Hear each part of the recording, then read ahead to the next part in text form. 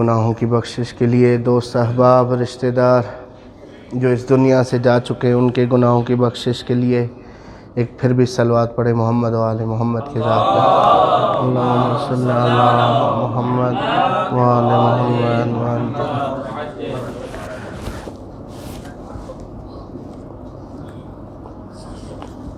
علامہ عارف حسین واحدی کی پھپھو اور مولانا مقبول حسین علوی کی والدہ گرامی کے لیے خصوصی طور پہ ان کی مغفرت کے لیے دعا کے لیے کہا گیا ہے، اور ان کے لیے ایک سورہ فاتحہ کی تلاوت کرنے کی زحمت آپ کو دیں گے۔ بسم اللہ الرحمن الرحیم۔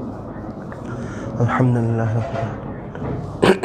الرحمن الرحیم ایاک نعبد و ایاک نستعین صراط الذین انعمت علیہم غیر المغضوب علیہم صلی اللہ علیہ محمد۔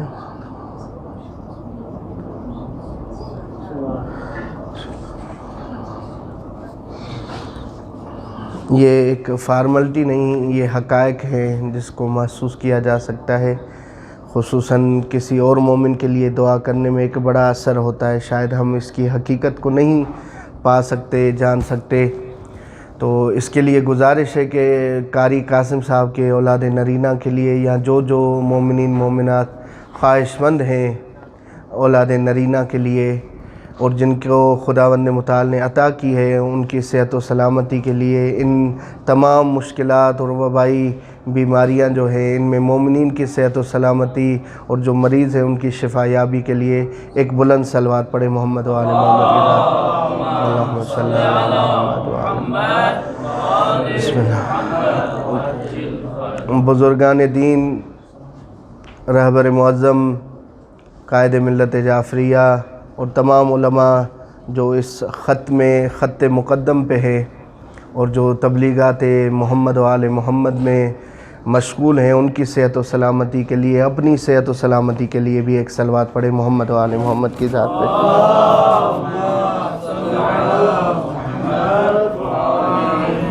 اعوذ باللہ من الشیطان اللعین الرجیم۔ بسم اللہ الرحمن الرحیم۔ الحمدللہ الذی لا یبلغ مدحتہ القائلون ولا یحصی نعماہ العادون ولا یؤدی حقہ المجتہدون الذی لا یدرکہ بعد الہمم ولا ینالہ غوث الفتن الذی لیس لصفتہ حد محدود ولا نعت موجود ولا وقت معدود ولا اجل ممدود فطر الخلائق بقدرتہ ونشر الریاح برحمتہ ثم الصلاة والسلام والتحیۃ والاکرام علی صاحب دعوت النبویہ والصولۃ الحیدریہ والعصمۃ الفاطمیہ والحلم الحسنیہ والشجاعت الحسینیہ والعبادت السجادیہ والمآثر الباقریہ والآثار الجعفریہ والعلوم الکاظمیہ والحجج الرضویہ وجود التقویہ والنقاوت النقویہ والہیبت العسکریہ والغیبت الالہیہ۔ اللہم صلی علیہم اجمعین، اما بعد فقد قال اللہ تبارک و تعالی فی محکم کتابہ المجید۔ بسم اللہ الرحمن الرحیم۔ اللہ عالم حیث یجعل رسالتہ۔ ایک مل کے صلوات پڑھے محمد و آل محمد کی ذات پہ۔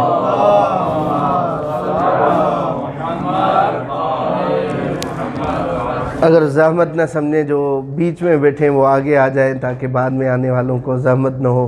مولا آپ کو جزائے خیر دے، مولا آپ کے ایک ایک قدم کے بدلے آپ کی ایک حاجت پوری فرمائے۔ اللہم صلی اللہ علیہ۔ زیادہ کوئی لمبی چوڑی بات نہیں کرنی، یہ ہمارے لیے ایک اخلاقاً جیسے واجب تھا کہ جس کے دسترخوان سے ہمیں رزق علم ملے، تمام نعمات ملے، وہ جب مصیبت زدہ ہو تو ہم اس کی مصیبت میں شامل ہیں، اور یہ ہمارے لیے ایک حساب سے باعث افتخار ہے کہ ہم اپنے ولی نعمت کی بارگاہ میں ان کو ان کے فرزند دلبند، ان کے نور نظر کا پرسہ دے رہے ہیں۔ خداوند متعال نے ہادیان دین کو جن کی ہدایت کرنی تھی ان سے پہلے یہاں پہ بھیجا، اور یہ سلسلہ چلتا رہا۔ خداوند متعال ہادیان کو بھیجتا رہا. ان ہادیان میں مختلف مراتب تھے، مختلف طبقات تھے. یہاں پہ شاید میں نے پہلے بھی یہ بات چھیڑی تھی، مگر آج پھر چھیڑ رہا ہوں کہ اس آیت کو انتخاب کرنے کا سبب کیا ہے، اسے کیوں سرنامہ سخن قرار دیا، اپنے ناقص بیانات کے لیے اسے اول میں رکھا. آپ جانتے ایک بحث ہے جو شاید مجھے یاد آ رہے، یہاں پہ میں نے پہلے چھیڑی تھی اس بحث کو. وہ سوال یہ ہے، ایک اعتبار سے کلامی سوال ہے، جسارت کر رہا ہوں بزرگان کے سامنے، کہ اتنے سارے ہادیان دین آئے، 1,24,000، کوئی 27 یا 28 نام قرآن میں ذکر ہوئے، کچھ روایات میں ذکر ہوئے. باقی جو بزرگان تھے انبیاء علیہ السلام، ان کے نام ہمیں علم نہیں. تعداد ان کی روایات میں آئی ہے 1,24,000، اور ہر نبی کا ایک وصی بھی. اور اسی طرح اولیاء کی تو ایک آپ خود دیکھیں، ملتانی سرزمین اولیاء ہے، کتنے سارے ولی ہیں یہ ہمیں پتہ نہیں. تو اتنے سارے ولی، اتنے سارے نبی، اتنے ائمہ علیہ السلام آئے. کبھی یہ آپ کے ذہن میں سوال آیا کہ آپ کیوں نبی نہیں بنے؟ کبھی یہ سوال ذہن میں دہرائیں کہ میں امام بن جاتا، میں نبی بن جاتا، میں امام بن جاتا، کون سا سرخاب کا پر ان کو لگا ہوا تھا جو میرے پاس نہیں؟ مجھے خداوند متعال، تو وہاں پہ استدلال کیا جاتا ہے اس آیت کے ذریعے سے کہ اللہ عالم حیث یجعل رسالتہ، اللہ کو زیادہ علم ہے، اسے پتہ ہے کہ اپنی رسالت کہاں پہ رکھے. بھئی یہ علم کا متعلق میں بن جاتا، اللہ مجھے ولی بنا دیتا، اللہ مجھے نبی بنا دیتا، اللہ مجھے امام بنا دیتا، تو کیا ہوتا؟ بھئی نہیں، اصل میں مسئلہ یہ ہے کہ نبی ہوتا ہے معصوم، معصوم ہوتا ہے، تو ہم تو معصوم نہیں. بھئی پھر مجھے بتائیں معصوم بناتا کون ہے؟ اور یہ تھوڑا ایک ڈیپلی جملہ ہے جوانوں کی خدمت میں، عصمت نتیجہ ہے علم کا. جب علم آ جاتا ہے تو اس کا نتیجہ عصمت کی صورت میں، مجھے پتا ہے میں یہ چیز کھاؤں گا، اس میں زہر ملا ہوا ہے، اور اگر مجھے علم ہو جائے تو میں اس سے پرہیز کروں گا. یا کوئی ایسے گناہ، کیونکہ گناہ کی وہ باطنی صورت، وہ اس کی برزخی حالت ہم نہیں دیکھتے. علم کے بعد اس کی جب وہ حالت طبی تمثیل آئی ہے کہ امام علیہ السلام فرماتے تم میں سے کوئی کہے گا کہ وہ گندا پانی پیے، سب پرہیز کرتے ہیں. یعنی بہت ساری مثالیں ہیں. آپ اور ہم بھی کئی ایسے گناہوں سے معصوم ہیں. آپ جا کے چوری کر سکتے ہیں؟ نہیں کرتے. آپ کسی کو قتل کریں گے؟ نہیں کرتے. یعنی گناہ، قتل کے گناہ سے آپ معصوم ہیں. امام معصوم عصمت اسے یہ ملکہ تب حاصل ہوتا ہے جب خدا اسے علم عطا کرتا ہے. اس کا علم اس درجے پہ ہوتا ہے، اس کے لیے حقائق الاشیاء واضح ہو جاتے ہیں. تبھی رسول اللہ کی دعا کہ خدا عرفنی الاشیاء کما ہی، خدا جیسے چیزیں ہیں مجھے ویسا دکھا کہ کون ان میں مومن ہے، کون منافق ہے. رسول اللہ کو سب پتہ تھا. علم، یہ علم کا نتیجہ جو ہے وہ ملکے کی صورت میں عصمت کیا. بھئی یہ علم کون دیتا ہے؟ پھر وہی بات، بھئی علم بھی تو خداوند متعال عطا کرتا ہے. تو یہاں پہ سوال یہ ہوتا ہے کہ یہاں خدا نے جو انتخاب کیا اپنی رسالت کے لیے، یہاں پہ ترجیح کس چیز کو دی گئی؟ آیا خدا کا انتخاب ترجیح بلا مرجح ہے، جو ایک عبث ہے اور عیب ہے کہ خدا نے بس ایسے ہی انتخاب کر لیے؟ 1,24,000 نبی بھی انتخاب ہو گئے، ولی بھی انتخاب، میری مرضی ہے جسے کروں. بھئی وہی آپ کی رب کی مرضی میرے شامل حال کیوں نہیں ہوئی؟ سوال بات میری پہنچی ہے یا نہیں پہنچی؟ کیونکہ الحمدللہ کافی سارے چہرے دیکھ رہے ہیں جو علامہ ہیں اور ان کی پوسٹیں ہم فیس بک پہ دیکھتے ہیں، تو ان کی خدمت میں بھی گزارش کر رہا ہوں. تو بات اگر پہنچی ہے تو تھوڑا تھوڑا میرا ساتھ دیں کہ یہی یا علی یا علی. یہ دیکھیں جو پیچھے بیٹھے ہیں وہ بتا رہے ہیں ہم آگے ہیں. تو یہ سوال کہ خدا کے علم کا متعلق میں کیوں نہیں بنا؟ آپ جس چیز پہ انگلی رکھیں گے وہ خداوند متعال نے عطا کی ہے، وہی مجھے مل جاتی، میں معصوم بن جاتا.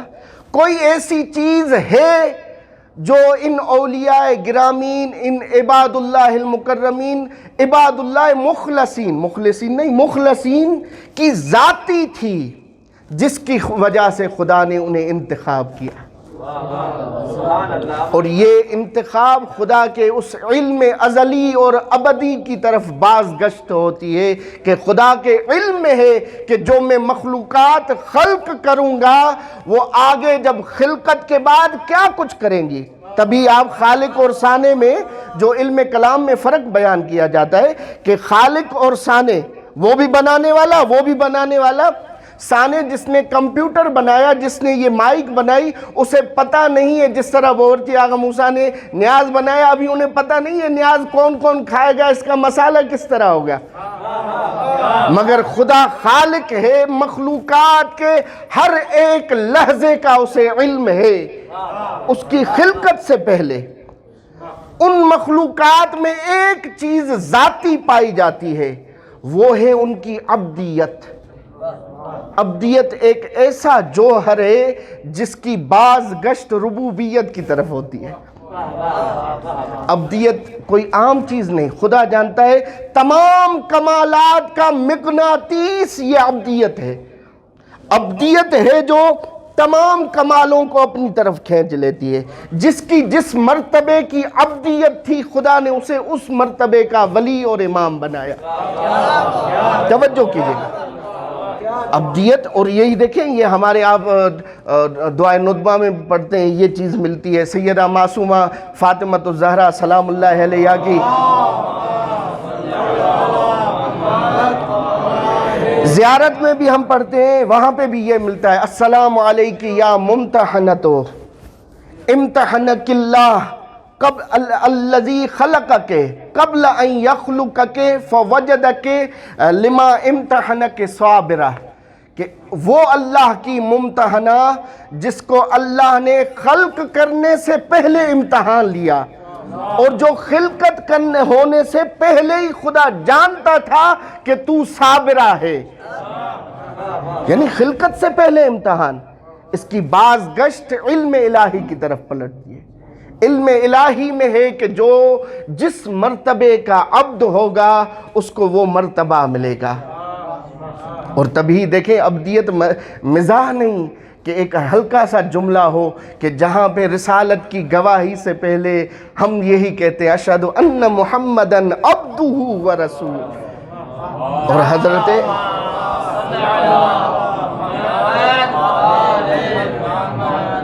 اور اسی طرح ہر ولی کی زیارت حضرت ابو الفضل کا السلام علیکہ یا عبد الصالح المطیع للہ والرسول۔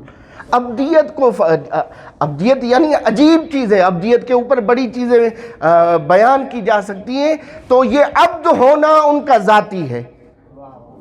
عبد ہونا، عبدیت کے جو بھی افعال ہیں ہر ایک کے ذاتی ہیں، اور اس ذاتی فعل کو اللہ اپنے علم ازلی اور ابدی کے ذریعے سے جانتا ہے کہ اگر اس کو خلق کروں تو یہ بندگی کی کس معراج پہ ہوگا، اور اسی بندگی کی معراج کے علم کے ساتھ خدا اس کو وہ مرتبہ عطا کرتا ہے۔ تو یہاں ترجیح موجود ہے، بلا مرجع نہیں ہے، جس کی وجہ نے اور میں ظاہر میرا جیسا بندہ جو اپنا وزن نہیں اٹھا سکتا وہ اپنا عصمت کا بار کیسے اٹھائے گا۔ ایک سلوات پڑھیں محمد و آل محمد کی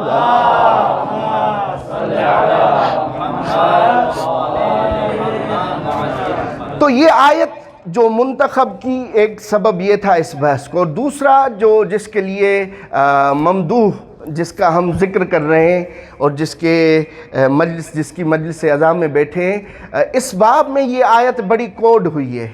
امام تقی الجواد علیہ السلام کی سیرت میں بہار کی وہ جلد میں نہیں لایا، کیونکہ بہار کے دو نسخے ہیں، ایک آپ جانتے ہیں 38 جلدوں والا اور ایک 110 والا۔ علامہ مجلسی نے جو لکھا تھا جو بند حقیر کے پاس ہے وہی 38 جلد والا، علی طبق نسخۃ المؤلف پیچھے اس کے لکھا ہوتا ہے۔ تو اس میں تفصیلات یہ روایات آئی ہیں امام تقی الجواد کے لیے کبھی آپ دیکھیں علم قیافہ والے جب آتے ہیں وہ اسی آیت کو کوٹ کرتے ہیں، اللہ اعلم حیث یجعل رسالتہ۔ یحییٰ ابن اقسم مولا کے کئی مناظرے ہیں، جن میں سے 7 مشہور مناظرے، 4 یحییٰ ابن اقسم کے ساتھ اور ایک دوسرے قاضی بغداد کے ساتھ، اور 3 کے قریب جو یا 2 کے قریب مشہور ہیں جو اپنے شیعوں کے ساتھ جنہوں نے سوال کیے۔ وہ تفصیلات ہیں جو میں نے 3 سال پہلے اسی دن پڑھی تھی اور اس کی تفصیل بیان کی تھی کہ ایک ہی مجلس واحد میں 30,000 سوال پوچھے جاتے ہیں، اور ریان بن سلط جس میں وہ آگے بڑھتا ہے اور کہتے ہیں کہ ہم اس بچے کو کس طرح امامت کے لیے قبول کریں، یہ اس کی تو کچھ عمر ہی نہیں ہے۔ تو ریان بن سلط اس کا گریبان پکڑ کے کہتا ہے کہ عمر کا امامت سے کوئی تعلق نہیں ہے، تو آپ یہ بچہ بھی ہوگا، یا علی، یہ بچہ بھی ہوگا دنیا کے شیخوں سے زیادہ علم رکھتا ہوگا، اور اگر امامت نہ ہو وہ بڑا شیخ بھی ہو وہ ان کے سامنے ڈھیر ہو جائے گا، اور یہ پوری ایک تفصیل ہے اس کی، میں اس میں نہیں جاتا۔ آج فقط 2 چیزوں کو بیان کر سکوں گا وقت کے حساب سے۔ امام تقی الجواد علیہ السلام کے بارے میں 2 احادیث جو، اور آپ جانتے ہیں کہ حدیث کو نقل کرنا بھی ایک کمال ہے، فقہ الحدیث خود ایک کمال ہے، جس کی طرف ائمہ علیہ السلام ہمیں کہتے ہیں کہ وہ جو مشہور مقولہ ہے، اگر میں اشتباہ نہ کروں، کہ 1000 حدیث کو نقل کرنے سے بہتر ہے 1 حدیث کو سمجھ لو، اس کا ثواب اتنا ہی ہے۔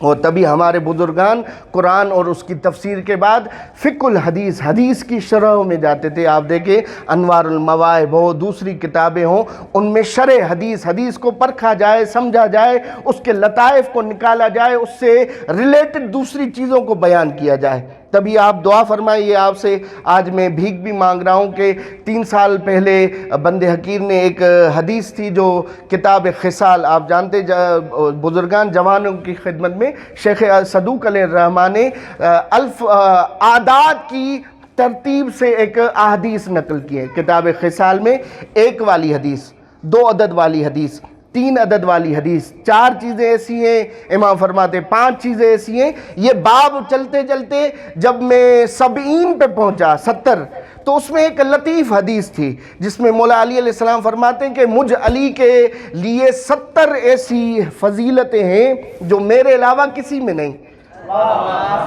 تو وہ شیخ صدوق کی تھی، تو اس وقت بند حقیر نے چاہا کہ ان 70 فضیلتوں کو شرح کیا جائے۔ پھر کافی بھاگ دوڑ کی، ایک کوئی 100-150 سال پہلے ایک عالم دین تھا، اس نے 4 جلدیں اس حدیث کی شرح میں لکھی تھی، وہ بعد میں ڈھونڈی نجف میں کربلا کے تویرج ہندیہ، جو آپ جانتے ہیں جہاں سے یہ 10ویں محرم کا جلوس نکلتا ہے، وہاں کے کتاب خانے میں وہ تھی، مگر ابھی فاقد ہو چکی ہے۔ تو پھر وہ کمر کسلی گرچہ نہیں ہے، مگر کمر کسلی کے اس کام کو انجام دینا ہے۔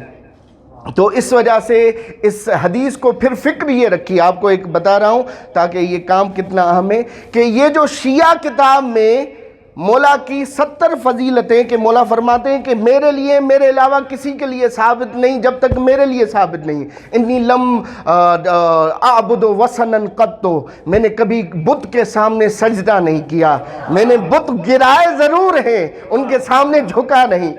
انی لم اشرب خمرا قط، کبھی میں نے شراب کو منہ نہیں لگایا۔ اس طرح وہ 70 فضیلتیں بیان کرتے جاتے ہیں۔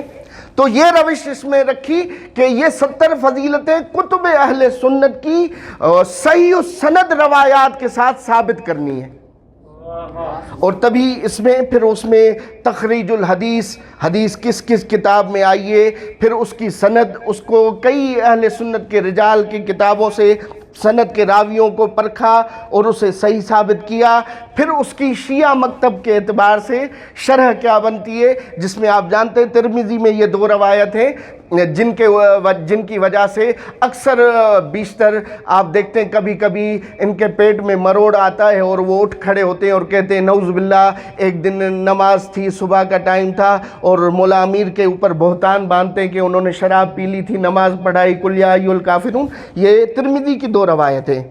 پھر ان کو بھی تحلیل کیا تھا. تو یہ خلاصہ بیان کر رہا ہوں کہ اس کی 4 یعنی وہ جو مولا نے 70 میں سے 4 حدیثوں پہ ہم پہنچے اور 250 صفحے لکھنے کے بعد ہم چپ ہو گئے, یعنی اس کے بعد توفیق نہیں ملی. دعا فرمائے.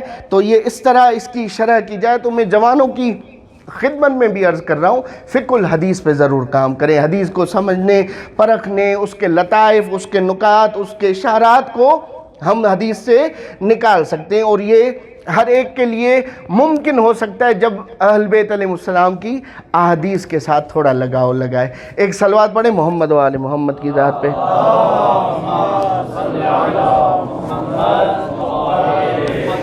تو یہ آیت جو بندے نے سرنامے سخن قرار دی, یہ امام تقی الجواد کے لیے بار بار آئی ہے. جیسے عرض کیا علم کافہ کا وہ بیان کروں گا, اس کے بعد مولا کے مناظرات میں, یحییٰ ابن اقسم کے ساتھ مناظرات میں, آخر میں نتیجہ یہی آیت کو بیان کرتے تھے کہ ہے بچہ مگر اللہ زیادہ عالم ہے کہ اپنی رسالت کو کہاں رکھے. مولا کی 2 فضیلتیں ان کی شرح کروں گا. ایک, امام رضا علیہ السلام اپنے نور نظر کے لیے فرماتے ہیں, کلیم بن عمران کہتا ہے کہ میں نے امام رضا علیہ السلام کو کہا, قال قلت للرضا علیہ السلام ادعو اللہ ان یرزقک ولدا, کہ میں نے کہا مولا کو, مولا آپ دعا مانگے خدا آپ کو ایک بیٹا عطا فرمائے. اس کے بیک گراؤنڈ میں بڑی ایک کہانی ہے. آپ دعا فرمائیں خدا آپ کو بیٹا عطا فرمائے تاکہ یہ جو زبانیں کھلی ہوئی ہیں لوگوں کی, خصوصاً واقفیہ مذہب کی, کہ 47 سال ہو چکے ہیں امام رضا کو کوئی اولاد نہیں, اگر یہ امام حق ہوتے ان کا کوئی ولی اور وارث ہوتا. مولا یہ باتیں ہم سے سنی نہیں جا رہی, آپ دعا فرمائیں خدا آپ کو بیٹا عطا فرمائے. مولا فرماتے ہیں انما, یہ حسر دیکھیے گا, انما ارزق ولدا واحدا وہو یرثنی, اے کلیم فقط ایک بیٹے. یہ اس کا بھی جواب آ جاتا ہے جو کہتے ہیں کہ امام رضا کی ایک بیٹی بھی تھی اور اس کا صاحب جمل کا نام تھا. یہ بھی باتیں یہاں پہ ختم. انما ارزق, مجھے خدا عطا کرے گا, ولدا واحدا وہو یرثنی, ایک ہی بیٹا جو میرا وارث بنے گا. وہ ایک بیٹا میرا وارث بن کے یہ زمانے کو بتائے گا کہ جس طرح سید فاطمہ رسول کی اولاد کو بڑھانے کے لیے آئی تھی, میرا جواد میرے وارث بن کے میری اولاد کو بڑھائے گا. یہ خود ولدن واحدن, ایک ہی بیٹا خدا مجھے عطا فرمائے گا. اور یہ ولدن واحد, اس کی شرح میں ہم چلتے ہیں. کچھ عرائض آپ کی خدمت میں عرض کروں گا کہ امام تقی الجواد علیہ السلام کی شباہت اپنی دادی زہرا سلام اللہ علیہا کے ساتھ, اکلوتی بیٹی رسول کی, اکلوتا بیٹا مولا رضا علیہ السلام کا.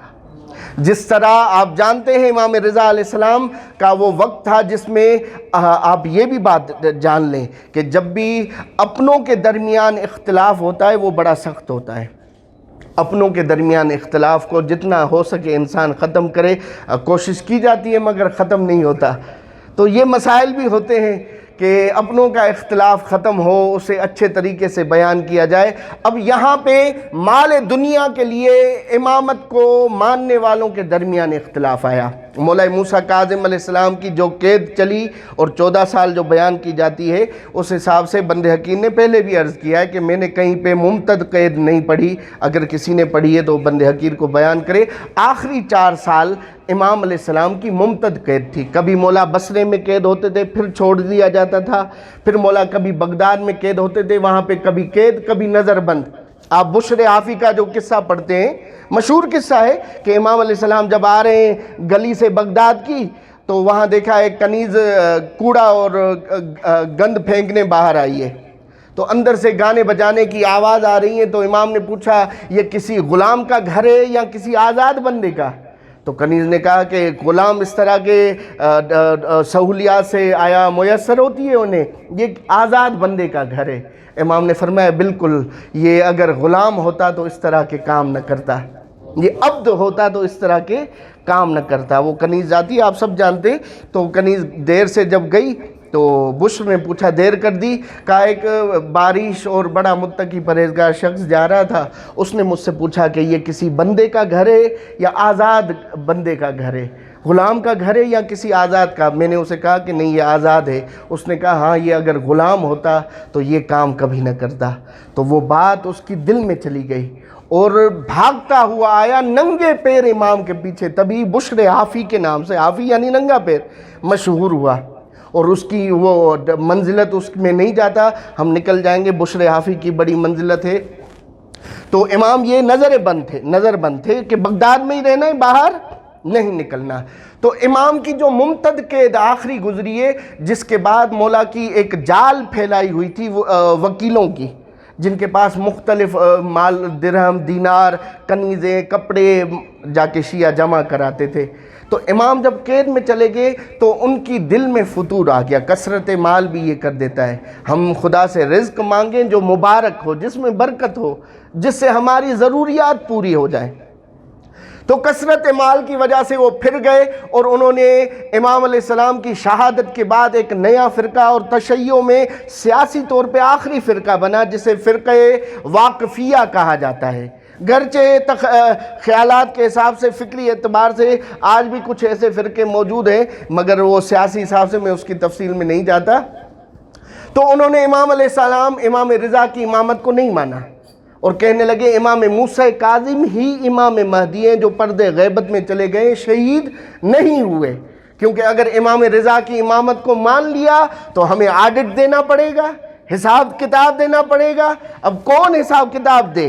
اسی وجہ سے انہوں نے ایک نیا فرقہ، اس کی تفصیلات۔ تو اکثر امام کے اولاد نہ ہونے کے اوپر انگلی جو اٹھائی جاتی تھی اور جس کو دلیل بنایا جاتا تھا واقفی مذہب کی طرف سے، کہ اگر امام حق ہوتے تو ان کا کوئی ولی وارث ہوتا، نعوذ باللہ وہ امام کو مقتوع نسل قرار دیتے تھے، جس طرح رسول کو ابتر قرار دیا جاتا تھا۔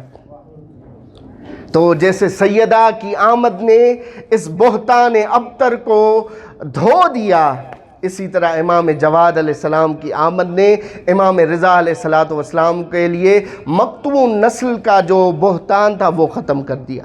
یہ اپنی دادی زہرا سلام اللہ علیہا کی طرح ہیں کئی شباہتوں کے حساب سے۔ اس کے بعد جب دیکھتے ہیں کہ امام علیہ السلام کی یہ جب تک، اور کئی روایات ہیں، میں اس کی تفصیل میں نہیں جاتا، تفصیل سے اس کا مطالعہ کیا تھا۔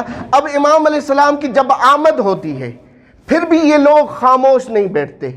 اب ظاہراً تھوڑا اختلاف روایت ہے، ہم ایک حصے کو لے کے، کہ امام رضا علیہ السلام کا ظاہراً گندمی رنگ تھا، امام تقی الجواد علیہ السلام کا رنگ سفید تھا، یا بالعکس، دونوں قسم کی روایت ملتی ہے، کیونکہ حرز امام جواد علیہ السلام کی تشریح میں جو روایت ملتی ہے اس میں یاسر خادم مامون جب آتا ہے وہ ضربات ڈھونڈنے کے لیے، جو رات اس نے مامون نے امام کو قتل کرنے کے لیے لگائی تھی، اس کو ڈھونڈنے، تو اس روایت میں آتا ہے کہ مولا نے ایک لنگ پہنا ہوا تھا اور اوپر ایک پہران تھا، اس نے کہا مولا یہ مجھے پہران عطا فرمائے تاکہ میں تبرک لے لوں۔ مولا نے کہا ٹھیک ہے لے جا، مگر تو پہران کے لیے نہیں آیا، تو ان ضربات کے لیے آیا جو رات کو مامون نے مجھے لگائی تھی۔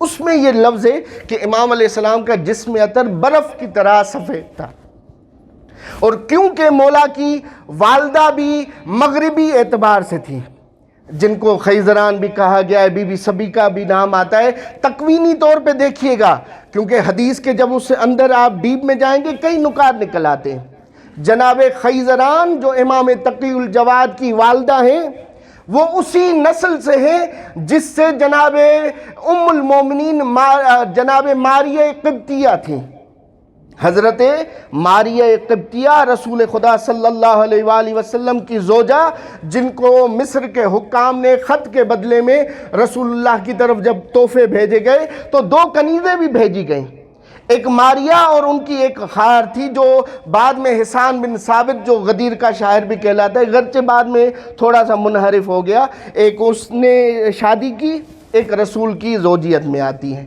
جناب ماریہ قبطیہ، اور بہت حسین و جمیل، اور جس کی وجہ سے دوسری امہات المومنین جن کی عادت ہوا کرتی تھی وہ دوسری امہات المومنین سے حسد کیا کرتی تھی، جیسے جناب خدیجہ سلام اللہ علیہ سے، یہ واضح ہے تاریخ کے الفاظ، اس میں کوئی عیب نہیں کہ حضرت بی بی عائشہ رضی اللہ عنہ وہ ان سے حسد کیا کرتی تھی، وہ ان سے حسد، اور کئی روایات اہل سنت میں ملتا ہے. اور اسی طرح جناب ماریہ قبطیہ سے بھی حسد کیا کرتی تھی، اور یہ روایات میں ملتا ہے کہ سورہ نور کی جو آیات ہیں 11 سے شروع ہوتی ہیں 26 آیات تک، جس میں افک کا ایک واقعہ ملتا ہے. لفظ الف فے اور کاف کتاب یعنی کسی چیز کو دگرگون کر دینا، لغوی اعتبار سے حقائق کو موڑ دینا، اس کو افک کہا جاتا ہے. سورہ نور کی آیت میں جس طرح یہ ان الذین جاؤ بالافک عصبۃ منکم، اے رسول جو اس تہمت کے ساتھ آپ کے پاس آئے تھے وہ آپ میں ہی سے تھے، یعنی رسول کے صحابہ میں سے کچھ لوگ آئے جنہوں نے ام المومنین کے اوپر تہمت لگائی، فحشا کی. اب یہ روایات جب اہل سنت کے پاس ہم دیکھتے ہیں، وہ کہتے ہیں کہ یہ جو فحشا کی تہمت لگی تھی وہ حضرت عائشہ کے اوپر تھی. وہ ایک غزوہ بنی مستلق کے حساب سے وہ سارا ایک کاروان چلا جاتا ہے، بی بی رفع حاجت کے لیے جاتی ہیں، واپس آتی ہیں تو کوئی نہیں ہوتا. تو یہ تفصیلات ہیں، اہل سنت کا خلاصہ کر رہا ہوں، وقت نہیں ہے، کہ وہ کہتے ہیں اس آیت افک جس میں اللہ نے زوجہ رسول کی حرمت کو بیان کیا ہے، سورہ نور کی 11 نمبر آیت سے لے کے 26 نمبر آیات تک، یہ حضرت عائشہ رضی اللہ عنہ کے لیے. ٹھیک ہے، ابھی یہاں پہ دیکھتے ہیں اس کی واحد راویہ خود حضرت عائشہ ہے کہ یہ آیات میرے لیے اتری ہیں، اس کی واحد راویہ خود حضرت عائشہ. یہ اہل سنت کا نظریہ. اہل تشیع کا نظریہ یہ ہے کہ نہیں، یہ آیات حضرت ماریہ قبطیہ کے لیے نازل ہوئی جن کے اوپر بہتان باندھا گیا کہ ان کا بیٹا حضرت ابراہیم فرزند رسول ان کا بیٹا نہیں. اور جب کچھ روایت زندگی میں بھی یہ ہوا کرتا تھا، تبھی اہل سنت طبقات ابن سعد کی روایت آپ کے سامنے میں عرض کر رہا ہوں کہ رسول اللہ بار بار اپنے بیٹے حضرت ابراہیم کو بی بی عائشہ رضی اللہ عنہ کے پاس لے جاتے تھے اور کہتے تھے انظری الی شبیہ بی، اے عائشہ دیکھو یہ ابراہیم کتنا میرے جیسا لگتا ہے، دیکھو تم جو کہتی ہے آپ کا بیٹا نہیں، یہ دیکھو میرا بیٹا ہے. اور پوری طویل کہ وہ نہیں، یہ آپ کا بچہ لگتا ہی نہیں ہے، اور نعوذ باللہ دوسری باتیں بیان. طبقات ابن سعد کی یہ روایات ہیں. اور جس طرح انصاب الاشراف میں بھی اہل سنت کے علماء نے اس کو بیان کیا. اب یہاں پہ تکوینی نقطہ، جب بات کھلی تو کھلے، تو عرض کر رہا ہوں کہ امام رضا علیہ السلام کا جیسے ہی فرزند امام جواد دنیا میں آتا ہے، لوگ چپ نہیں ہوئے. انہوں نے بھی امام تقی الجواد کے رنگ کو دیکھ کے ان کی طرف یہ نعوذ باللہ شیطان کی انگلی آگے بڑھائی اور کہا کہ نعوذ باللہ امام تقی الجواد امام رضا کے بیٹے نہیں. وہی تہمت جو حضرت ابراہیم کے لیے فرزند رسول کے لیے لگی تھی، اور وہی نسبت کہ حضرت امام جواد کی والدہ اسی نسل سے ہے جس نسل سے حضرت ابراہیم کی والدہ تھی. قبطی، آپ جانتے ہیں مصر میں دو ہی قومیں تھیں، ایک سبتی تھے دوسرے قبطی. سبتی وہی اسباط جناب یعقوب کے بیٹے، ان کو کہا جاتا ہے بنی اسرائیل کی بڑی تعداد ان پہ ہی مشتمل تھی اور انہیں ہی غلام بنایا گیا تھا. ایک صلوات پڑھنے محمد والے محمد کی ذات پہ توجہ کیجئے گا. اب جب حضرت جواد کے اوپر نعوذ باللہ یہ الزام لگایا گیا تو اس کا واحد طریقہ، جس طرح ہمارے سندھ میں ابھی بھی رسم رائج ہے، پنجاب میں ظاہراً گاؤں میں یہ ہوگی ضرور، کہ جب بھی کسی کے ہاں چوری ہوتی ہے تو اس کے پیروں کے نشان کو مٹایا نہیں جاتا، اور ایسے ماہر ہوتے ہیں جو پیروں کا نشان، ہم نے خود دیکھے، نشان دیکھ کے بتاتے فلاں علاقے سے فلاں گھر سے فلاں بندہ ہے، پیر کے نشان دیکھ کے بتا دیتے. تو اسی طرح نصاب بھی انہیں کہا جاتا ہے، اہل قیافہ اہل کافہ بھی کہا جاتا ہے، جو قیافہ دیکھ کے شخص کا نسب بتا دیتے یہ فلاں فلاں فلاں فلاں فلاں کا بیٹا ہے. اب یہاں پہ نوبت یہاں پہ پہنچی، اس کے لیے دو روایات ہیں. ایک ہے کہ امام رضا اس وقت مکے میں تھے، ایک ہے نہیں مدینے میں ہی تھے، اور امام علیہ السلام کسی باغ میں کام کر رہے تھے کہ وہ شخص سارے ایک بڑے ماہرین کو لے کے آئے. اہل علم قیافہ رکھنے والوں کو. اب ان کے پاس جب لے کے آتے ہیں تاکہ وہ بیان کریں کہ یہ جو بچہ ہے امام تقی الجواد علیہ السلام، یہ امام رضا علیہ السلام کا بیٹا ہے کہ نہیں. اب یہاں پہ یہ دیکھیں کہ جیسے جو روایت کے جملے بیان ہوتے ہیں، نص روایت آپ کی خدمت میں عرض کرتا ہوں کہ فَعَرَضُوا عَلَى الْقَافَةِ، امام تقی الجواد کو 25 ماہ کے ہیں، یعنی 2 سال 1 مہینہ، کیونکہ نص روایت میں یہ بیان امام کو اہل قیافہ کے سامنے پیش کرتے ہیں ان کی باتوں کو ثابت کرنے کے لیے کہ نعوذ باللہ یہ امام رضا امام ہے ہی نہیں، نعوذ باللہ یہ مقتون نسل ہیں، امام تقی الجواد ان کے بیٹے نہیں. اب لے کے آتے ہیں سامنے اہل قیافہ اس علم قیافہ رکھنے والوں کے ساتھ. اب وہاں پہ کیا ہوتا ہے؟ وہی ہوتا ہے جو حضرت موسیٰ کے معجزے کو دیکھنے کے بعد اس ساحران کے ساتھ ہوا تھا. فَلَمَّا رَأَوْهُ خَرُّوا سُجَّدًا، جب انہوں نے امام تقی الجواد کی ہیبت کو دیکھا سجدے میں گر گئے اور کہنے لگے یا ویحکم امثلی ھذا الکوکب الدری تعرضون علی مثلنا، کہ تمہارے اوپر وائے ہو اس جیسے چمکدار ستارے کو ہمارے جیسے لوگوں کے پاس لے کے آ رہے ہو کہ ہم دلیل دیں کہ یہ کس کا بیٹا ہے، یہ کس کا بیٹا ہے. واللہ ھذا الحسب الزکی، ہمیں خدا کی قسم یہ بہترین پاکیزہ حسب ہے. والنسب المہذب، پاک مہذب نسب ہے. واللہ ما ہوا الا من ذریت النبی و امیر المومنین علی، اگر یہ ہوگا یا نبی کا بیٹا ہوگا یا علی کا بیٹا ہوگا.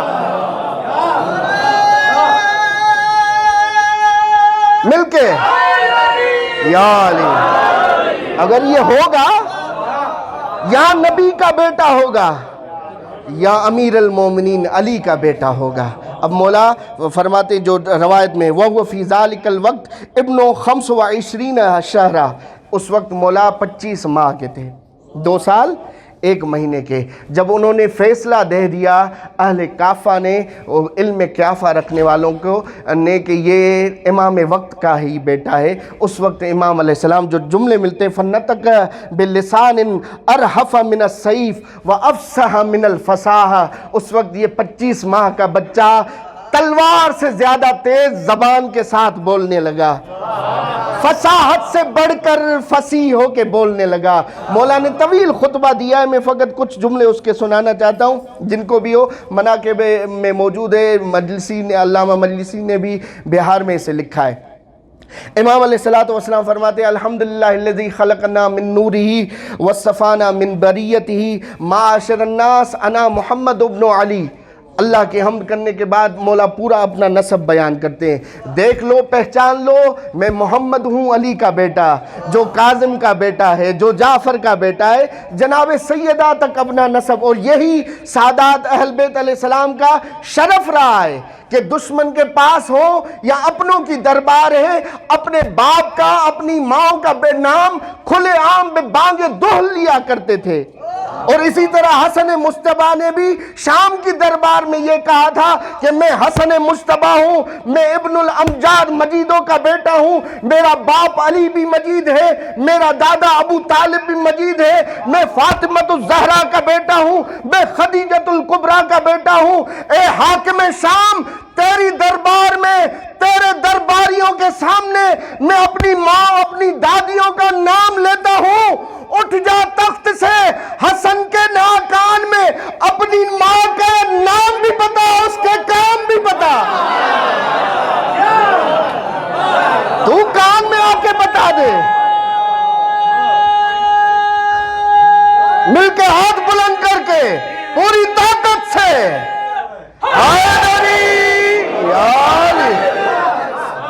اور یہی مولا جواد کر رہے ہیں کہ میں محمد ہوں، علی کا بیٹا ہوں. اور اس کے بعد امام علیہ السلام عجیب جملے فرماتے ہیں. مولا یہ فرماتے اب فی مثلی، ترجمے پہ دقت کیجئے گا، کہیں غلطی کروں بتائیے گا، اصلاح ہو جائے گی میری. افی مثلی یشک، کیا میرے جیسے بچے میں شک ہو سکتا ہے؟ اگلا جملہ مجھے سمجھ میں نہیں، اس کا ترجمہ کیسے کروں؟ افی مثلی یشک وعلی اللہ تعالی، آیا اللہ اور مجھ میں شک ہو سکتا ہے؟ جیسے اللہ کی ربوبیت میں شک نہیں ہو سکتا، جماعت کی طہارت میں شک نہیں ہو سکتا۔ توجہ ہے؟ افی مثلی یشک وعلی اللہ تعالی، نص روایت، کیونکہ آپ جانتے ہیں میری عادت ہے جب پڑھتا ہوں تو پڑھتا ہوں، گھڑتا نہیں۔ وَأُعْرَضُ عَلَى الْقَافَةِ، میرے جیسا بچہ علم کیافہ رکھنے والوں کے سامنے لایا جائے تاکہ یہ مشخص کریں کہ میں کون ہوں، کس کا بیٹا ہوں۔ اس کے بعد فرماتے ہیں انی واللہ لعالم بسرائرکم وخواترکم، خدا کی قسم میں تمہارے ظاہر تمہارے باطن سے زیادہ تم سے زیادہ علم رکھتا ہوں۔ وَأَنَا أَعْلَمُ بِأَنْسَابِكُمْ، میں تمہارے نسبوں سے تم سے زیادہ علم رکھتا ہوں۔ میں اپنے مفہوم میں ترجمہ کروں، امام فرما رہے تمہارے نسبوں کو میں زیادہ پہچانتا ہوں تمہارے سے، کہ مجھے پتا ہے کون اپنے باپ کی گود میں بیٹھا ہے، کون غیر کے گود میں بیٹھا ہے۔ انا عالم یا علی، انا عالم بانسابکم، میں تمہارے نسبوں سے زیادہ تم سے زیادہ علم رکھتا ہوں۔ اور اس کے بعد تفضیل مولا فرماتے اگر مجھے کفر اور مشرک اور ان کا ڈر نہ ہوتا میں کئی حقائق بیان کرتا۔ اس کے بعد فوضع یدہ علی فیہ، امام نے اپنے دہن مبارک پہ ہاتھ رکھا اور کہا اسمت کما سمت آباؤک، اے محمد الجواد خاموش ہو جا جس طرح تیرے آبا و اجداد خاموش ہو گئے، لوگوں میں سہنے کی طاقت نہیں رہی۔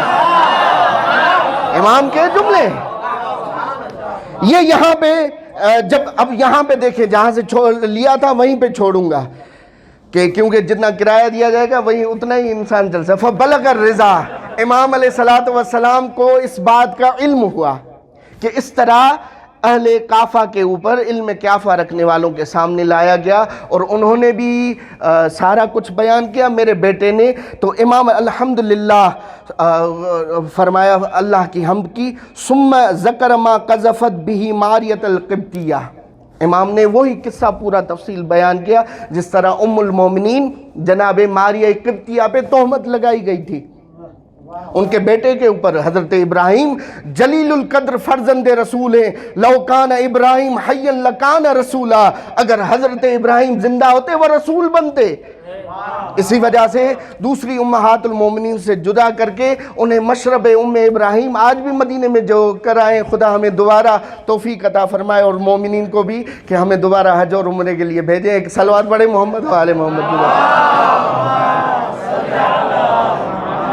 مشرب ام ابراہیم مدینے سے باہر ایک علاقہ ہے جہاں پہ جناب ماریہ قبطیہ کو رکھا گیا، اور ان سے حسد کرنے کا سبب بھی یہ تھا کہ ایک تو بہت خوبصورت تھیں اور خدا نے انہیں بیٹا عطا کیا تھا، اور خدا نے بھی یہ قانون بنا دیا ہے جس طرح امام تقی الجواد کی ایک زوجہ ام فضل اور اس سے کوئی اولاد نہیں، خدا نے قانون بنا دیا ہے جو ولی حجت خدا کے سامنے آئے گا چاہے وہ رسول کے زمانے میں ہو یا کسی امام کے زمانے میں ہو، خدا اسے اولاد ہی عطا نہیں کرتا، یہ قانون ہے خدا کا۔ اب یہاں پہ جب امام علیہ السلام نے حمد کی اور اس کے بعد فرماتے ہیں الحمدللہ الذی جعلنی فی ابنی محمد اسوۃ برسول اللہ وابنہ ابراہیم، حمد اس خدا کی جس نے میرے بیٹے کے ساتھ وہی طریقہ رکھا جو رسول اور رسول کے بیٹے کے ساتھ تھا۔ یہ ایک حدیث کہ امام علیہ السلام نے فرمایا کہ میرے لیے ایک ایسا بیٹا آئے گا جو اکلوتا ہوگا اور وہ وارث کائنات ہوگا جو میرا بھی وارث ہوگا۔ ایک روایت، دوسری روایت میں سمجھوں وقت کم بچائے میں کبھی انشاءاللہ ہوا تو تفصیل، کیونکہ یہ بڑا تفصیل آپ جانتے ہیں، کسی نے اگر میری وہ مجلس سنی ہو خاک والی کہ پاؤں کے نیچے جو خاک آتی ہے اہل بیت کی، اس کا مقام کیا ہے، شروع سے لے کے آخری امام تک بندے نے بیان کیا، اس میں بھی ایسا ہی پوائنٹ آتا ہے۔ امام رضا علیہ السلام دوسری حدیث میں فرماتے قد ولد علی، اب ولادت ہو چکی ہے امام تقی الجواد کی، فرماتے قد ولد علی شبیہ موسیٰ بن عمران فالق البحار و شبیہ عیسیٰ بن مریم، کہا میرے لیے ایک ایسا بچہ خدا نے عطا فرمایا ہے جو حضرت موسیٰ کی طرح اور حضرت عیسیٰ کی طرح ہے۔ اب جب اس کا مطالعہ کر رہا تھا تو الامام الجواد من المہد الی اللحد سید کاظم قزوینی کی پوری سیریز ہے، آپ جانتے ہیں، ہر معصوم کے اوپر، اور بند حکیم نے ان کی ویڈیو بھی رکھی تھی جو انہوں نے فاطمۃ الزہرا من المہد الی اللحد لکھنے کے بعد کہا تھا کہ میرے سینے پہ رکھ دیجیے گا، اور ان کی 2003 میں جب گزر خان میں قبر کشائی کی گئی تاکہ ان کے جسمان مطہر کو منتقل کیا جائے کربلا کی طرف، ان کا جسم سالم تھا، یہ کتاب ان کے سینے پہ پڑی تھی۔ وہ پوری ویڈیو اس کی جب کھدائی ہوتی ہے سارا کچھ میں نے رکھا تھا۔ تو عرض کر رہا ہوں، آغا صاحب نے یہاں پہ جملہ فرمایا اس حدیث کو نقل کرنے کے بعد، وہ فرماتے ہیں وجہ الشبہ بین موسیٰ بن عمران و امام الجواد غیر واضح علینا، فرماتے ہیں اس حدیث میں امام رضا علیہ السلام نے اپنے بیٹے امام تقی الجواد کی شباہت حضرت موسیٰ کے ساتھ جو بیان کی ہے اس کا ہمیں ادراک اور علم نہیں۔ جب یہ حدیث پڑھی تو کچھ باتیں ذہن میں آئی، گرچہ دیکھا جائے تاریخی حساب سے صحیح ہے، مگر کہ جس طرح کہتے ہیں کہ چھوٹا منہ بڑی بات، تو یہاں پہ وجہ شب معلوم ہے کہ حضرت موسیٰ اور امام تقی الجواد میں کون سی شباہت تھی۔ ایک شباہت اور دو شباہت عرض کرتا ہوں، باقی انشاءاللہ کبھی پھر، کہ ایک شباہت یہ ہے کہ جس طرح بنی اسرائیل اپنی نجات کے لیے حضرت موسیٰ کا انتظار کر رہے تھے، اسی طرح امام رضا اور شیعہ نے حیدر کرار اہل بیت علیہ السلام کے محبین امام رضا کے وارث کا انتظار کر رہے تھے، یہ شباہت۔ دوسری شباہت، جس طرح حضرت موسیٰ اپنے دشمن کے گھر میں بڑے ہو کے اور اسی کو نیست و نابود کیا، اسی طرح امام تقی الجواد کو بھی دشمن نے اپنے پاس بلا دیا اور وہی پرانا طریقہ کیا کہ اپنی بیٹی کے ساتھ نکاح بھی کرا دیا ام فضل کے ساتھ، اور اس پہ آپ جانتے ہیں بڑا یحییٰ ابن اقسم کے ساتھ جو مناظرہ ہوا ہے، وہ تفصیلات ہیں، میں اس میں نہیں جاتا، کہ چاہا اس نے کہ اس ٹیلنٹ کو اپنے قبضے میں رکھے، اور یہ طاغوت کی پرانی رسم ہے کہ جب بھی ٹیلنٹ دیکھنے وہ کہتے ہیں وہ ٹیلنٹ ہمارے قبضے میں رہے۔ آج تک یہی چلتا ہے، ایران سے ہو، پاکستان سے ہو، ہندوستان سے، جس کے پاس ٹیلنٹ ہوتا ہے اسے طاغوت زمانہ اسرائیل اور امریکہ اپنے پاس بلا لیتے، اور ہم بھی چلے جاتے ہیں۔ تو عرض خدمت یہ کہ حضرت موسیٰ جس طرح فرعون کے گھر میں آگے بڑھے اور اس کی بادشاہی کو ختم کیا، امام تقی الجواد اس کے گھر میں بیٹھ کے کئی مناظروں میں مامون کی ناک کو رگڑ دیا تھا۔ یہ حضرت موسیٰ کے درمیان، اور کچھ چیزیں بیان کروں گا حضرت عیسیٰ کے درمیان۔ حضرت عیسیٰ کے لیے امام نے کیوں فرمایا قد ولد لی شبیہ عیسیٰ ابن عمران، میرے لیے ایک ایسا بچہ خدا نے عطا کیا ہے جو حضرت عیسیٰ جیسا ہے۔ ایک عیسیٰ جیسا ہونے میں اگر دیکھا جائے جو قرآن نے کہا ہے، جو حضرت عیسیٰ علیہ السلام اپنے لیے فرماتے تھے وَجَعَلَنِي مُبَارَكًا أَيْنَمَا كُنْتُ، حضرت عیسیٰ فرماتے ہیں میں جہاں بھی بیٹھوں، جہاں بھی رہوں، خدا کی طرف سے باعث برکت ہوں، جس زمانے میں ہوں اس زمانے میں باعث برکت ہوں۔ اب شباہت کیا ہے؟ مشبہ بھی کے درمیان شباہت ہونی چاہیے۔ امام رضا علیہ السلام فرماتے ہیں، عجیب جملہ فرماتے ہیں، لم یولد مولود اعظم برکتاً علی شیعتنا منہ، کہ امام تقی الجواد سے بڑھ کر ہمارے شیعہ کے لیے کوئی بابرکت بچہ اس دنیا میں آیا ہی نہیں۔ یعنی امام اس کی شرح کریں تو کافی، امام علی سے لے کے امام مہدی علیہ السلام تک باعث برکت جو ہو شیعوں کے لیے وہ امام تقی الجواد ہے۔ ایک وجہ شب۔ دوسری حضرت عیسیٰ کا معجزہ کیا ہے؟ فَأَشَارَتْ إِلَيَّ فَقَالُوا كَيْفَ نُكَلِّمُ مَنْ كَانَ فِي الْمَهْدِ صَبِيًّا، انہوں نے اشارہ کیا، کہا کہ اس بچے سے بات کرو، کہا ہم کس طرح بات کریں، یہ تو ابھی جھولے میں بیٹھا ہوئے تازہ متولد ہے، ہم اس سے کس طرح بات کریں؟ قال انی عبداللہ آتانی الکتاب وجعلنی نبیہ۔ حضرت عیسیٰ کی وجہ تشبیہ یہاں کے میں یہ ہے کہ حضرت عیسیٰ علیہ السلام کا معجزہ اور کمال یہ کہ وہ بچپن میں بولے جب بچے نہیں بولتے۔ ویسے ہمارے بڑے بھی بیوں کے اذان میں نہیں بولتے، مگر اس چیز کو سے ہٹ جاتے ہیں کہ بچے جس عمر میں نہیں بولتے حضرت عیسیٰ بولے تھے، یہ ان کا کمال تھا۔ اب میں روایات کا اگر وہ تسلسل جو میں نے عرض کیا تھا جب پڑھتا ہوں تو پوری اگر ہم بیان کریں تو فقط حضرت امام تقی الجواد نہیں، ہر معصوم حتیٰ شکم مادر میں بولا ہے اور ولادت کے بعد بولا ہے، اور طویل روایات کی ایک فہرست حضرت زہرا سلام اللہ علیہا سے لے کے کہ وہ حضرت خدیجہ سلام اللہ علیہا کے ساتھ تکلم کیا کرتی تھی، اور جب اس دنیا میں آتی ہیں راویہ کہتی ہیں، اور اس کے روایت کے جملے عجیب ہیں، ایک ایک لفظ پہ بات کی جا سکتی ہے۔ بی بی سجدے میں جا کے اور کہتی ہے انی اشہد ان ابی محمد رسول اللہ، اشہد ان ابی محمد رسول اللہ، میں گواہی دیتی ہوں میرا بابا اللہ کا رسول ہے۔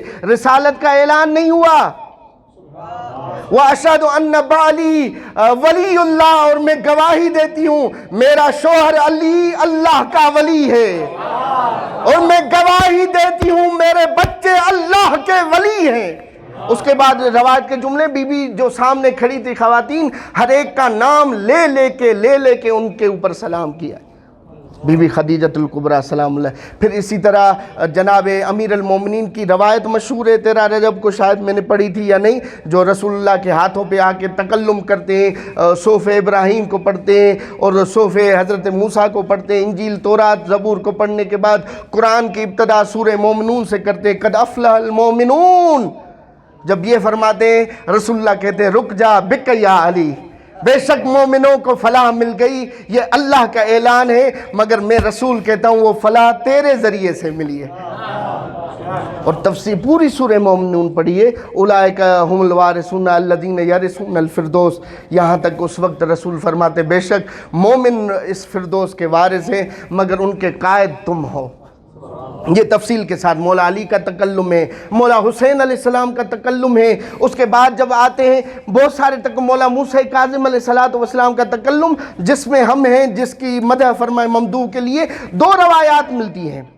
ایک روایت جو ملتی ہے جس طرح آپ کی خدمت میں عرض کروں، محمد بن میمون کی، وہ امام رضا علیہ السلام سے ملتا ہے، کہتا ہے مولا میں جا رہا ہوں مدینے، آپ کے فرزند ارجمند کی زیارت کرنی ہے، آپ مجھے کوئی خط لکھ کے دیں میں ان کے پاس جاؤں۔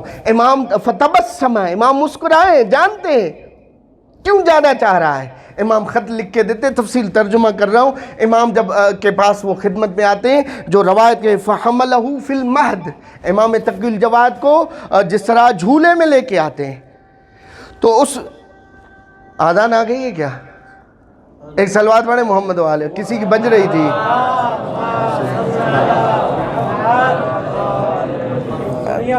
جی تو اب یہاں پہ وہ مولا کے پاس خط جب مولا پڑھتے ہیں اس بچپنے میں، امام فرماتے ہیں ما حال بصرک، اے محمد بن میمون تمہاری آنکھوں کا کیا حال ہے؟ تو وہ کہتے ہیں اے تلت عینایا یا مولا، میری آنکھوں میں کوئی مشکل آ گئی تھی، بیماری آ گئی، اور فذہب بصری، میری آنکھیں ختم ہو گئی ہیں، میں امام سے کہہ کے آیا تھا آپ خط لکھ کے دیں، میں آپ کے بیٹے کے پاس جاؤں، کیونکہ یہ بات سن لے، یہ ذہن میں رکھ لیں، جوانوں کے لیے کر رہا ہوں، اور بیان کریں امور مادی کے لیے سب سے جس طرح مجرب ترین توسل جو ہوتا ہے اس زمانے میں امام تقی الجواد علیہ السلام کے ساتھ، وہ تبھی یہ روایات سے نکالا گیا ہے۔ اب امام علیہ السلام فرمائے فَمَسَحَ يَدَهُ عَلَىٰ عَيْنَيْهِ، مولا نے اس کی آنکھوں پہ بچپن میں، یعنی ایک جھولے میں لے کے مولا نے جب ہاتھ پھیرا، یہ حضرت عیسیٰ علیہ السلام کی طرح جیسے ہی اس نے ہاتھ پھیرا امام علیہ السلام نے، اس کی آنکھیں واپس آ جاتی ہیں۔ ایک یہ روایت۔ دوسری روایت ہے، وہ اس پہ تھوڑا حاشا لگانا چاہوں گا، محمد بن سنان کا کچھ برادران بیٹھے جن کو علم رجال کا ایک اچھا فن آتا ہے۔ محمد بن سنان آپ دیکھ لیں، ایک عبداللہ ابن سنان ہے، دوسرے محمد بن سنان، جن کے لیے بحث کی جاتی ہے۔ محمد بن سنان کو رمی بالغلو کہا جاتا ہے کہ یہ غالی راوی تھا، اس کی روایات کو قبول نہیں کر سکتے۔ قدماء میں بھی کچھ ایسے تھے اور متاخرین کے حساب سے بھی ملتے ہیں جنہوں نے یہ بیان کیا۔ معاصرین کے حساب سے میں خلاصہ کرتا ہوں، محمد بن سنان نے 800 روایات نقل کی ہیں جو ہماری کتابوں میں ہیں۔ زندہ مراجع میں سے آیت اللہ سید شبیری زنجانی جو علم رجال میں پائے اول کے، آغا صاحب کم سے تشریف فرمائے، جو شہرت علمی ہے حوزے میں، علم رجال میں آغا خوئی کے بعد سید شبیری زنجانی، وہ اسے سکہ قرار دیتے ہیں کہ اس کی روایت کو فقط اس وجہ سے کہ فضائل اہل بیت نقل کی ہم چھوڑ نہیں سکتے کہ اسے کہیں یہ رمی بالغلو ہو چکا ہے محمد بن سنان کو، نہیں، اس کی روایت کو قبول کیا جائے گا۔ 800 روایات کوئی کم نہیں ہے، اور بہت سارے اخباری علماء خصوصاً علامہ مجلسی شیخ حر عاملی اس کی روایات کو قبول کرتا تھا. ہاں بزرگان بحث ہے، بحث کی جا سکتی ہے کون سے قبول کر رہے ہیں کون سے نہیں کر رہے، وہ ساری تفصیلات. محمد بن سنان کہتا ہے کہ حج کے زمانے میں امام رضا کے پاس گیا، اس وقت امام علیہ السلام مرو اور خراسان کی طرف نہیں گئے تھے. میں نے کہا کہ مولا میری آنکھوں میں درد ہے، آپ مجھے رکعہ لکھ کے دیں میں جاؤں. اب یہ دو قسم کی روایت آتی ہیں، رکعہ لکھ کے دیں میں جاؤں اور آپ کے فرزند کی زیارت کر لوں. خلاصہ کر رہا ہوں. اب امام علیہ السلام کے پاس جب آتا ہے وہاں پہ بھی یہ ملتا ہے فَحَمَلَهُ الْغُلَامِ یا خادم کہ مولا اتنے چھوٹے تھے کہ ایک مولا کو اٹھا کے لائیں. اس وقت امام علیہ السلام نے خادم کو حکم کیا ہے، بچپن میں بولے ہیں، حکم کیا ہے کہ اس محمد بن سنان سے وہ رکعہ لے لو جو میرے باپ نے لکھ کے دیا ہے. میرے بابا نے امام علیہ السلام کے سامنے رکھتا ہے اور امام پڑھتے جاتے ہیں اور آسمان کی طرف منہ اوپر کر کے کہتے ہیں ناجن ناجن ناجن. کہا جیسے امام علیہ السلام کے یہ جملے ختم نہیں ہوئے تو محمد بن سنان کہتا ہے فَذَهَبَ كُلُّ وَجْعٍ فِي عَيْنِي، جو میرے آنکھ میں درد تھا وہ ختم ہو گیا. وَأَبْصَرْتُ بَصَرًا لَا يُبْصِرُهُ أَحَدٌ، میں ایسا دیکھنے لگا جیسے کوئی دیکھ ہی نہیں سکتا. اور اس کے بعد میں نے یہ دو جملے کہا فُطْرُسِيٌّ فُطْرُسِيٌّ فطرسیٌ کہ مولا آپ نے مجھے ویسے ہی شفا دیے جیسے حسین نے فطرس کو عطا کی تھی، جیسے حسین نے فطرس کو عطا کی تھی. یا دوسرا جو جملہ یا شبیہ صاحب فطرس، آپ جانتے ہیں یہ یونانی لفظ ہے اور اگر یہ اس وجہ سے نہیں کر رہا تاکہ اس کی طرف جائیں، یعنی کسی بھی زبان میں فطرس کے اوپر اس طرح کوئی تفصیلی آرٹیکل نہیں لکھا جو اردو میں بند حکیم نے لکھا تھا. حضرت فطرس کے اوپر جب کسی عالم دین نے ان روایات پہ اعتراض اٹھایا تو کوئی 26 صفحے A4 کے اس کے اوپر لکھے تھے. تو فطرس اسی طرح فقط فطرس دردائیل ہے، دوسرے فرشتے ہیں جن کو امام حسین علیہ السلام کے ذریعے سے شفا ملی ہے. تو یہ امام رضا علیہ السلام نے جو دو حدیثیں اس کی کافی شروعات وجہ تشبیہ بھی ہے. ایک فرمایا کہ میرے لیے ایک ہی بیٹا ہے جو میرا وارث بنے گا اس کی شرح، اور اس کے بعد دوسری حدیث جس میں فرمایا میرا بیٹا حضرت موسیٰ کا شبیہ ہے، میرا بیٹا حضرت عیسیٰ کا شبیہ ہے. امام تقی الجواد علیہ السلام گرچہ حضرت عیسیٰ حضرت موسیٰ کے شبیہ ہیں مگر دیکھا جائے ہم اس نگاہ ولایت اور معرفت کے ساتھ دیکھیں امام تقی الجواد اپنی دادی کا بھی شبیہ ہے. یعنی جس طرح حضرت زہرا نے ابتر کا وہ بہتان ختم کیا تھا رسول اللہ سے، اس طرح تقی الجواد نے اپنے بابا سے مشکل کشائی کی، وہ مقطوع نسل کا بہتان ختم کیا. اور حضرت زہرا سلام اللہ علیہا بھی جوانی میں اس دنیا سے چلی گئیں. امام تقی الجواد کو امام جواد کے ساتھ امام جوان بھی کہا جاتا ہے، جن کے ساتھ جوانوں کو توسل کرنے کی طرف ترغیب دی گئی ہے کہ امام تقی الجواد کے ساتھ اپنے مسائل مادی میں رجوع کیا کرو، شادی کے مسائل ہوں، قرض کے مسائل ہوں، رزق کے مسائل ہوں. اور اس کا وہ نسخہ بھی بیان ہوا ہے کہ کتنی مرتبہ مولا کے ساتھ کس طرح توسل کیا جائے، کتنے دن.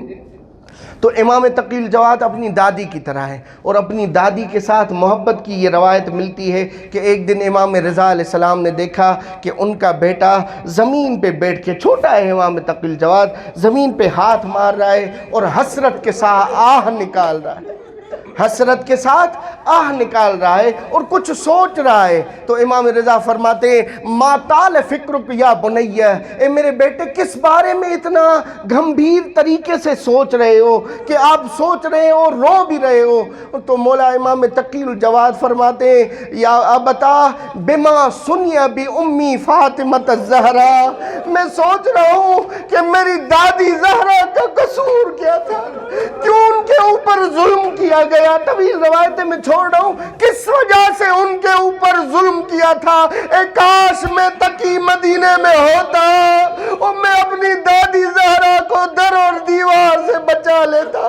یہ اس طرح عشق فرماتے تھے اپنی دادی کے ساتھ۔ کل کسی عالم دین نے پڑھا تھا، میں نے نہیں پڑھا، کہ حضرت جواد کو جب زہر ملا ہے، مولا فرماتے ام فضل کو، اے ام فضل، اور یہ روایت بھی پڑھی ہے تبھی پڑھ رہا ہوں کہ مختلف روایات ہیں کہ معتصم نے امام تقی الجواد کو ایک ہی دن میں 3 مرتبہ زہر دلوائی، ایک ہی دن میں 3 مرتبہ اس دل بندے زہرا کو زہر ملی، اور مولا پیاس میں، عطش میں تڑپ رہے تھے۔ مولا نے پانی مانگا مگر پانی نہ دیا گیا۔